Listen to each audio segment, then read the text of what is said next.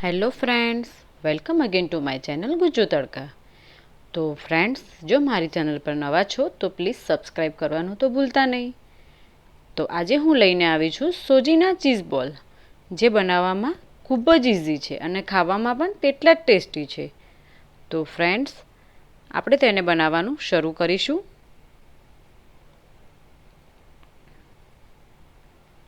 તો સૌપ્રથમ અહીંયા આપણે એક પેન લઈશું અને તેમાં 1.5 ગ્લાસ જેટલું પાણી એડ કરીશું.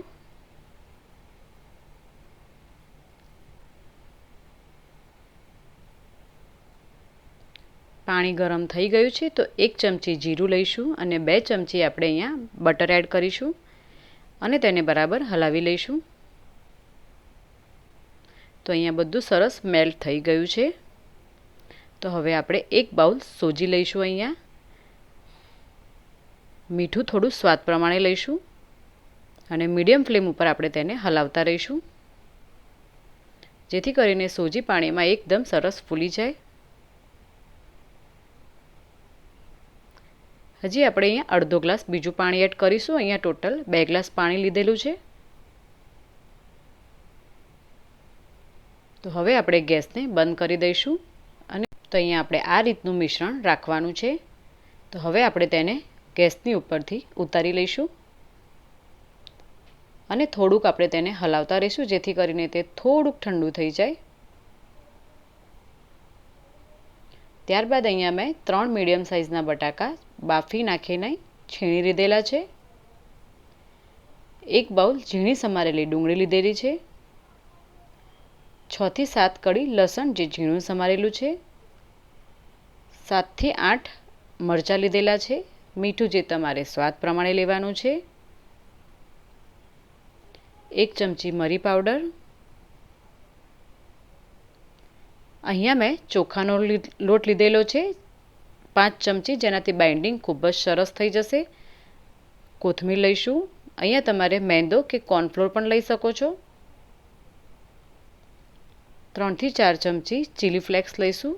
જે પ્રમાણે તમારે તીખાશ જોતી હોય તે પ્રમાણે તમારે ચીલી ફ્લેક્સ લઈ લેવાનું. ઓરેગાનો 3 ચમચી લઈશું.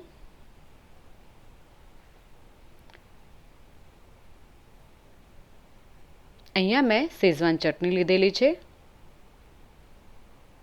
જે ટોટલી ઓપ્શનલ છે. જો તમારે લેવી હોય તો લઈ શકો છો. આ બધું નાખવાથી તેનો ટેસ્ટ ખૂબ જ સરસ આવે છે. હવે આપણે અહીંયા ચીઝ ઉપર છીણી લઈશું. ચીઝ અહીંયા મેં 150 થી 200 ગ્રામ જેટલું આમાં લીધેલું છે. તમે અહીંયા મોઝેરેલા ચીઝ પણ લઈ શકો છો.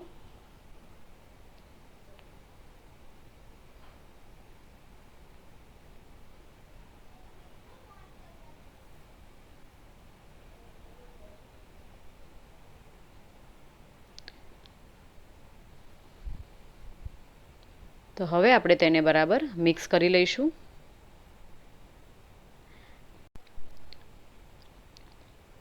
આ જોઈને છોકરાઓને તો ખાવાનું ખૂબ જ મન થઈ જશે. તો છે ને બનાવવાનું એકદમ ઇઝી ફ્રેન્ડ.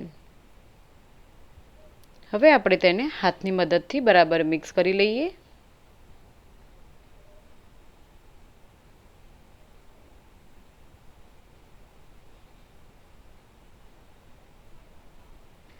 તો મિક્સ થઈ ગયું છે.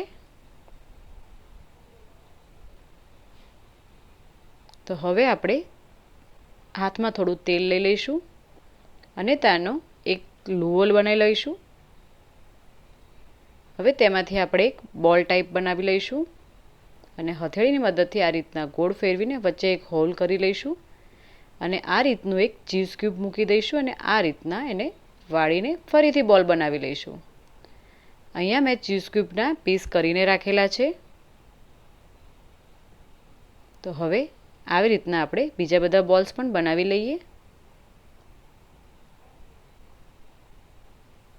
તો બોલ્સ અહીંયા આપણા રેડી થઈ ગયા છે. બીજી બાજુ મેં અહીંયા તેલ પણ ગરમ થવા મૂકી દીધું છે. તો અહીંયા આપણે ચીઝ બોલને ડીપ ફ્રાય કરવાના છે.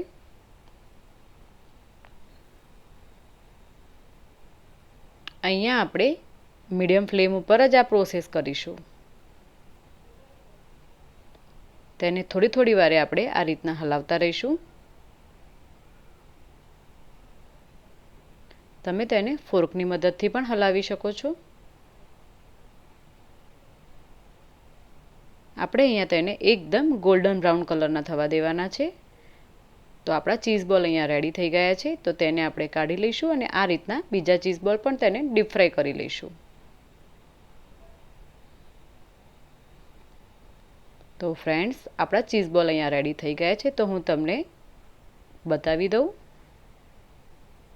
તમે જોઈ શકો છો, છે ને એકદમ ચીઝી, ખાવામાં ખૂબ જ ટેસ્ટી છે. નાનાથી લઈને મોટા બધાને ગમે તેવા છે. તો તમે પણ આ રેસીપી ઘરે ચોક્કસ બનાવજો ફ્રેન્ડ્સ, અને કેવી બની છે તે કમેન્ટ કરીને મને જરૂર જણાવજો. જો મારો વિડીયો તમને ગમ્યો હોય તો બને એટલો લાઈક અને શેર કરો. Thank you.